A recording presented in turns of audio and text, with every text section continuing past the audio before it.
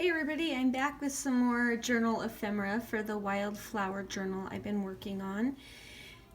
Today I thought I would just kind of show you a few different methods for making these little mini notebooks.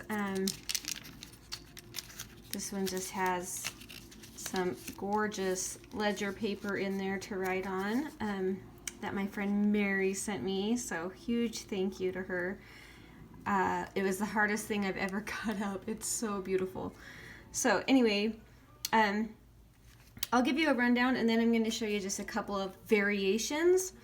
So here are the basics of making these. Super easy. I like to use something that's double-sided, and this is a very neutrally print on there. I don't know if you can see it, but it is double-sided. And then you cut it whatever size you want, and then you're going to fold it over whatever size you want. This one's it's close to 1 inch, probably folded down, maybe a little less. But this one's a lot bigger, so there's variation. You can really just work with whatever scraps you have or whatever, and then go for it. Now, I didn't really have a ton of scraps that I wanted to use, so on this one I used this beautiful ledger paper. This is a checkout receipt. I think that's all I put in these. And they don't have to be the full width of it. They don't have to be the full length of it. You really can just use whatever you want. And then how I would assemble this is by putting those papers in here, making sure they're not too hanging over any of the edges. And then you could put just some grommets or rivets. I like to sew along this edge to keep them down, and then do whatever. But either way is fine. You could even just make a hole punch and then put ribbon through it. So I'm just going to give you a rundown of all the options you have, which I guess that's impossible. I'll give you a few of the options you have, because there are so many. And then if you wanted, you could decorate this little cover, put a title. And then what you're going to do with this is stick it in a pocket or a tuck in your journal, and you'll just have an extra little journaling space in there. So that is kind of the rundown on mini notebooks. I'm going to show you a couple variations that I've already sewn because I don't want to sew on camera. So this is another paper. It's double-sided. This is a Tim Holtz. And I just cut it. This is 8 inches long, and then I just folded down a portion.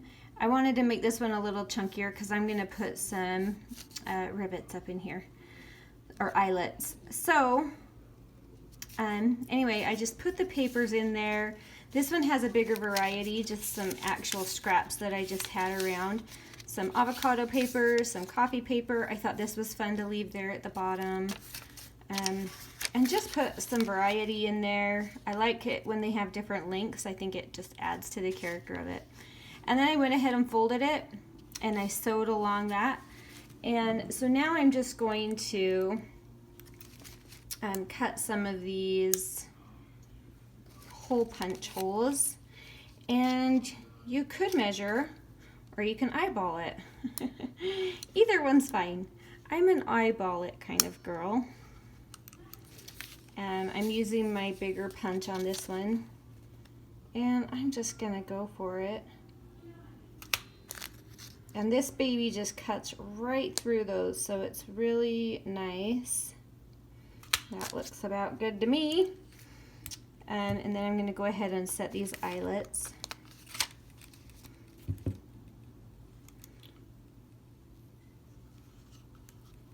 And easy peasy.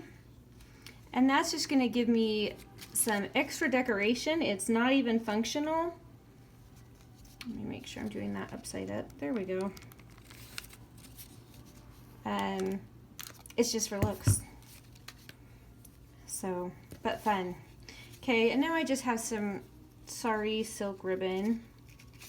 So I'm just going to put this in and bring it around. I'll attempt to tie a pretty bow. And you can make these further apart. I think probably I would next time, but just do it and live and learn. So we're gonna make, it's gonna be really cute. Okay. It's not turning out. Maybe I would just do a knot. I've never been great at tying bows, but we'll get there eventually. Oh, that's cute. That will work. All right, so I'm gonna kind of fluff it out. Not gonna worry too much about it right this second, but we're gonna get it kind of set how we like. But that's cute. I'll probably trim that.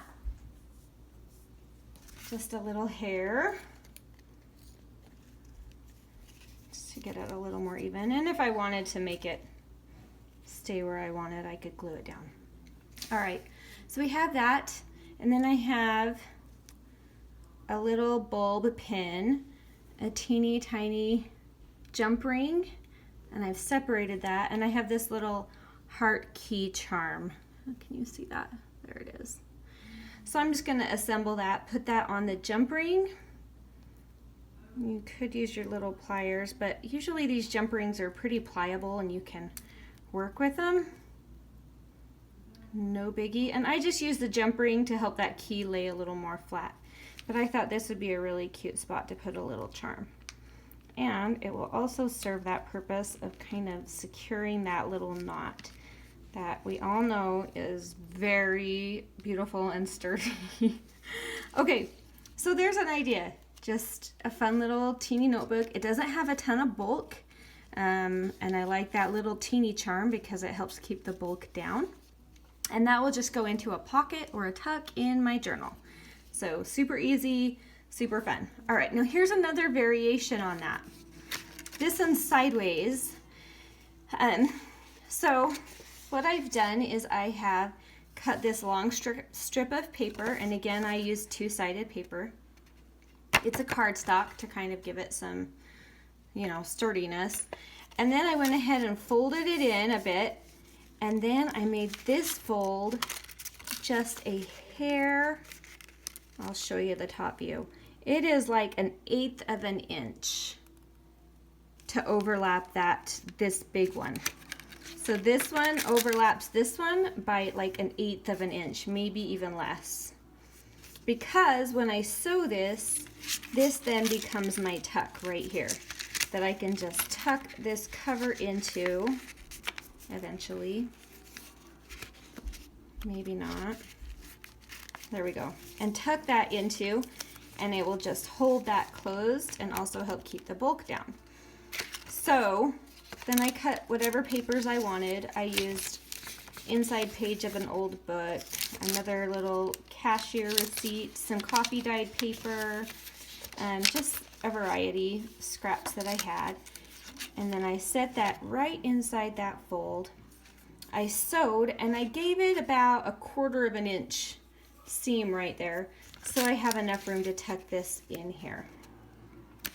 So hopefully that makes sense. I'm trying to explain it, but sometimes I'm not the best at that, so hopefully that made sense. But super easy.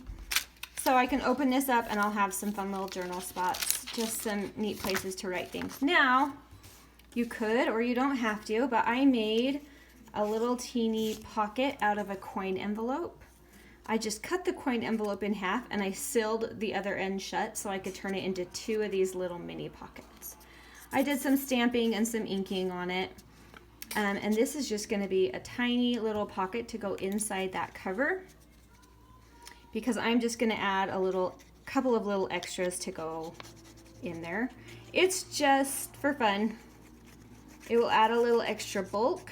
That's okay. We all like our alligator journals, right? All right. So I'm just going to eyeball that. And now I have a beautiful pocket on the inside cover. I have just this little bit of ephemera for a little extra journaling spot. I could do another little tag or whatever. But that's it for that inside little pocket. Now I'm going to go ahead and shut this. And I have this little notebook. Now I want people to know which side's up, just because I am that way. So I made this little label sticker and I stamped on it with the same stamp that I used on the inside. Just a fun little poppy flower that my friend Jenny sent me. The cutest set of stuff. Anyway, I'm gonna eyeball that and put that right on that cover. And then I just have a little word to go with it. I don't want to add a lot of bulk to this one, so I'm gonna leave it a little more plain, not do as much of the lace and the little embellishments. But I wanted a little word, so I thought, let's do unknown. And we can write about that, whatever that may mean to us, inside our little journal. I went ahead and inked these edges. You can see it's not very bulky, but really cute and really easy. And so for this journal that I'm working on, I'm gonna finish this one up, and then I will have 3 little notebooks. For me, I'll put 1 in each signature. That's just how it worked out this time. It could be different every single time. No rules. So anyway, super easy. There's tons of other variations you can do with this. You can do this same sort of tuck, but do it with a long journal like this that wraps all the way around and tucks under in here. So, I mean, the sky is the limit. Just run with it, have fun with it, and get your craft vibe going. So anyway, I hope you are all doing good, and thank you so much for watching. I hope everyone will learn something and get to put something fun together. So we'll talk to you later. Bye.